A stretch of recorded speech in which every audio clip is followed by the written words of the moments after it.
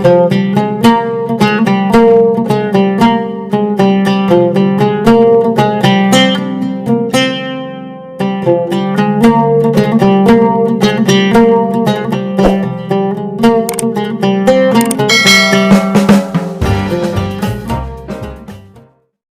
bin Esh, pembebas Mesir dari cengkeraman Romawi. Ada 3 orang gembong Quraisy yang amat menyubahkan Rasulullah SAW, disebabkan sengitnya perlawanan mereka terhadap dakwahnya dan siksaan mereka terhadap sahabatnya. Maka Rasulullah selalu berdoa dan memohon kepada Tuhannya agar menurunkan azabnya pada mereka. Tiba-tiba sementara ia berdoa dan memohon itu, turunlah wahyu atas kalbunya berupa ayat yang mulia ini. Tak ada sesuatu pun kekuasaanmu mengenai urusan itu, apakahlah akan menerima taubat mereka atau akan menyiksa mereka? Sesungguhnya mereka itu adalah orang-orang yang aniaya. Quran, Surat 3 Ali Imran, 128. Rasulullah memahami bahwa maksud ayat itu ialah menyuruhnya agar menghentikan doa untuk menyiksa mereka serta menyerahkan urusan mereka kepada Allah semata. Kemungkinan, mereka tetap berada dalam keaniayaan hingga akan menerima azabnya. Atau mereka bertaubat dan Allah menerima taubat mereka hingga akan memperoleh rahmat karunia-Nya.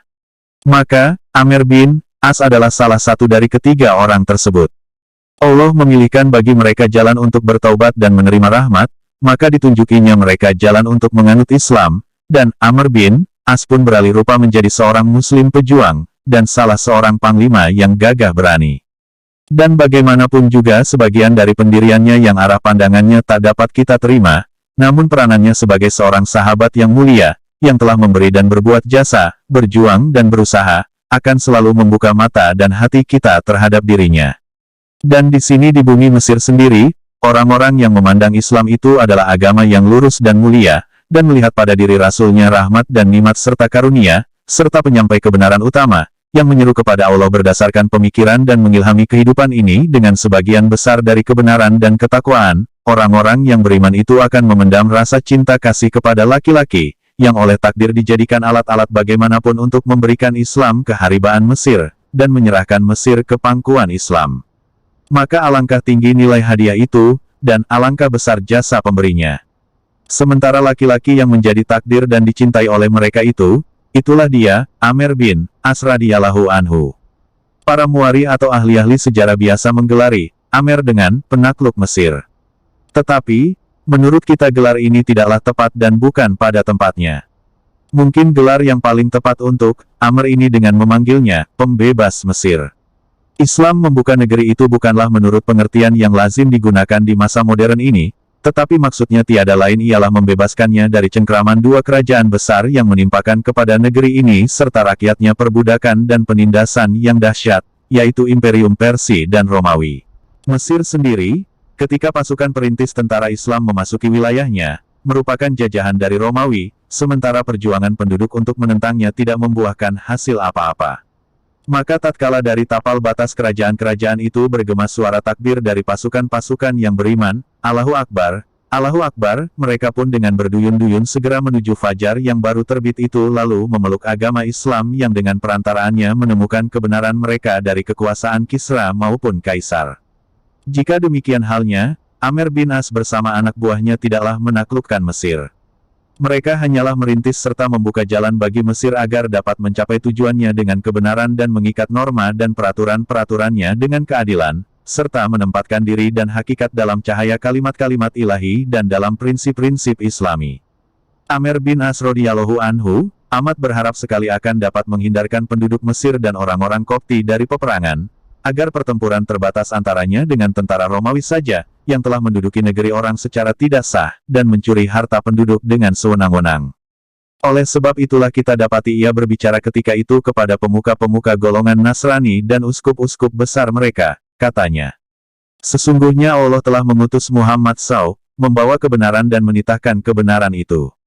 Dan sesungguhnya ia SAW, telah menunaikan tugas risalatnya kemudian berpulang setelah meninggalkan kami di jalan lurus terang benderang. Di antara perintah-perintah yang disampaikannya kepada kami ialah memberikan kemudahan bagi manusia. Maka kami menyeru kalian kepada Islam. Barang siapa yang memenuhi seruan kami, maka ia termasuk golongan kami, memperoleh hak seperti hak-hak kami dan memikul kewajiban seperti kewajiban-kewajiban kami. Dan barang siapa yang tidak memenuhi seruan kami itu, kami tawarkan membayar pajak, dan kami berikan padanya keamanan serta perlindungan. Dan sesungguhnya Nabi kami telah memberitakan bahwa Mesir akan menjadi tanggung jawab kami untuk membebaskannya dari penjajah, dan diwasiatkannya kepada kami agar berlaku baik terhadap penduduknya, sabdanya. Sepeninggalku nanti, Mesir, menjadi kewajiban kalian untuk membebaskannya, maka perlakukanlah penduduknya dengan baik, karena mereka masih mempunyai ikatan dan hubungan kekeluargaan dengan kita. Petik 2. Maka jika kalian memenuhi seruan kami ini, hubungan kita semakin kuat dan bertambah erat. Amer menyudahi ucapannya, dan sebagian uskup dan pendeta menyerukan, sesungguhnya hubungan silaturahmi yang diwasiatkan nabimu itu adalah suatu pendekatan dengan pandangan jauh, yang tak mungkin disuruh hubungkan kecuali oleh nabi.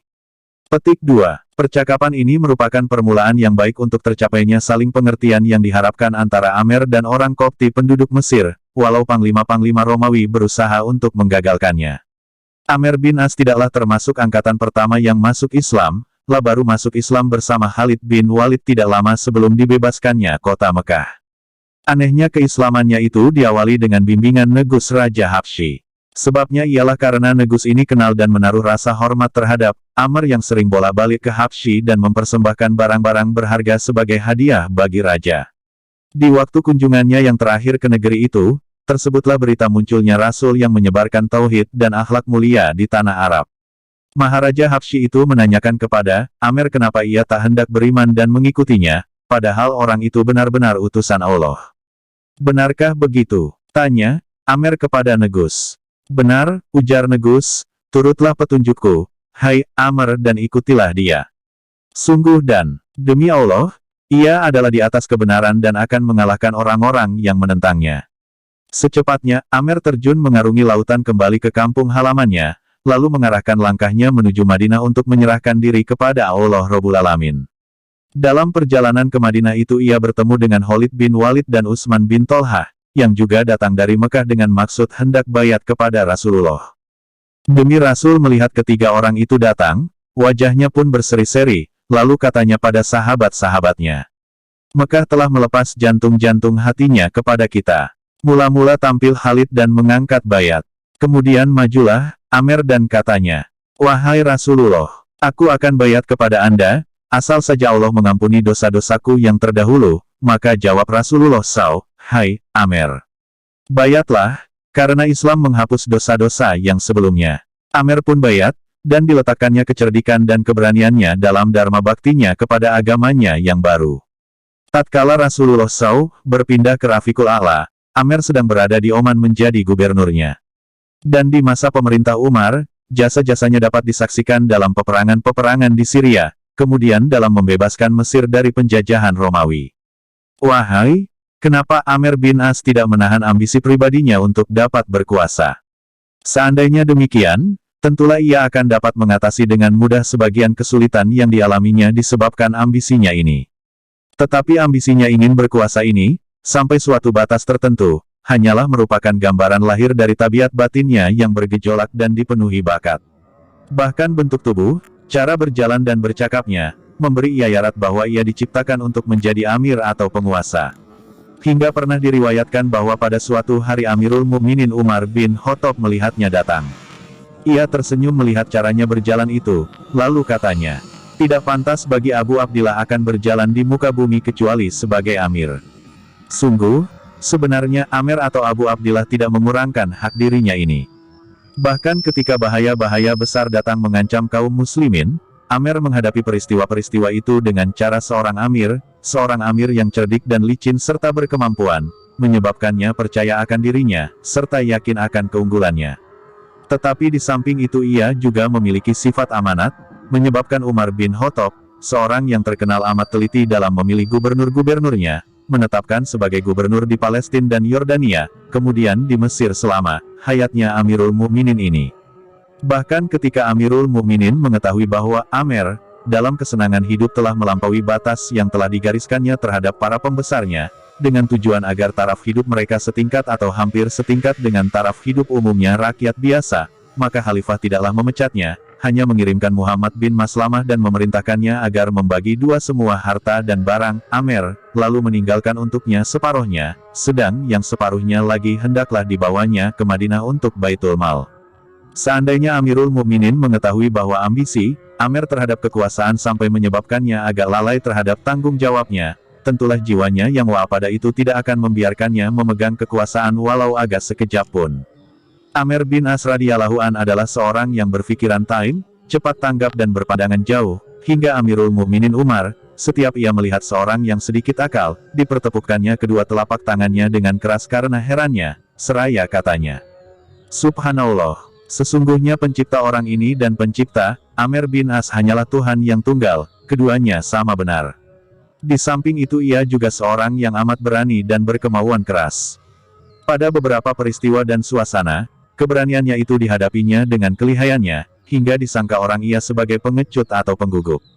Padahal itu tiada lain dari tipu muslihat yang keistimewaannya yang oleh Amer digunakannya secara tepat dan dengan keerdikan mengagumkan untuk membebaskan dirinya dari bahaya yang mengancam. Amirul Mukminin Umar mengenal bakat dan kelebihannya ini sebaik-baiknya, serta menghitungkannya dengan sepatutnya.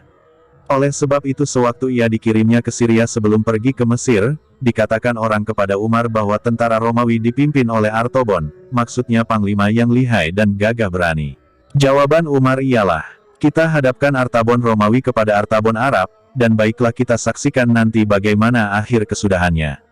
Ternyata bahwa pertarungan itu berkesudahan dengan kemenangan mutlak bagi Artabon Arab dan ahli tipu muslihat mereka yang ulung Amer bin As, sehingga Artabon Romawi meninggalkan tentaranya menderita kekalahan dan meluputkan diri ke Mesir, yang tak lama antaranya akan disusul oleh Amer ke negeri itu untuk membiarkan bendera dan panji-panji Islam di angkasanya yang aman damai. Tidak sedikit peristiwa, di mana kecerdikan dan kelicinan, Amer menonjol dengan gemilang. Dalam hal ini kita tidak memasukkan perbuatan sehubungan dengan Abu Musa al-Asy'ari pada peristiwa tahkim, yakni ketika kedua mereka menyetujui bahwa masing-masing akan menanggalkan Ali dan Muawiyah dari jabatan mereka, agar urusan itu dikembalikan kepada kaum muslimin untuk mereka musyawarahkan bersama. Ternyata Abu Musa melaksanakan hasil persetujuan tersebut, sementara Amer tidak melaksanakannya. Sekiranya kita ingin menyaksikan bagaimana kelicinan serta kesigapan tanggapnya, maka pada peristiwa yang dialaminya bersama komandan benteng Babilonia di saat peperangannya dengan orang-orang Romawi di Mesir, atau menurut riwayat-riwayat lain, bersama Artobon Romawi di pertempuran Yarmuk di Syria.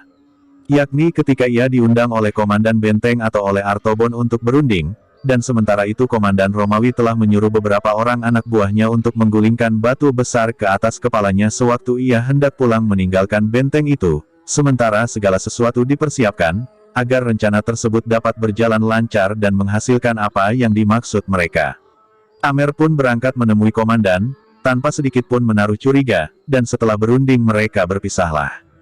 Tiba-tiba dalam perjalanannya keluar benteng, terkilaslah olehnya di atas tembok, gerakan yang mencurigakan, hingga membangkitkan gerakan refleksnya dengan amat cepatnya, dan dengan tangkas berhasil menghindarkan diri dengan cara yang mengagumkan.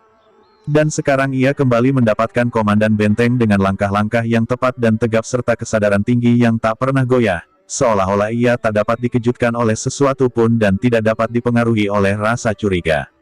Kemudian ia masuk ke dalam, lalu katanya kepada komandan, "Timbul dalam hatiku suatu pikiran yang ingin kusampaikan kepada Anda sekarang ini di pos komandoku sekarang ini sedang menunggu segolongan sahabat Rasul angkatan pertama masuk Islam, yang pendapat mereka biasa didengar oleh Amirul Mukminin untuk mengambil sesuatu keputusan penting.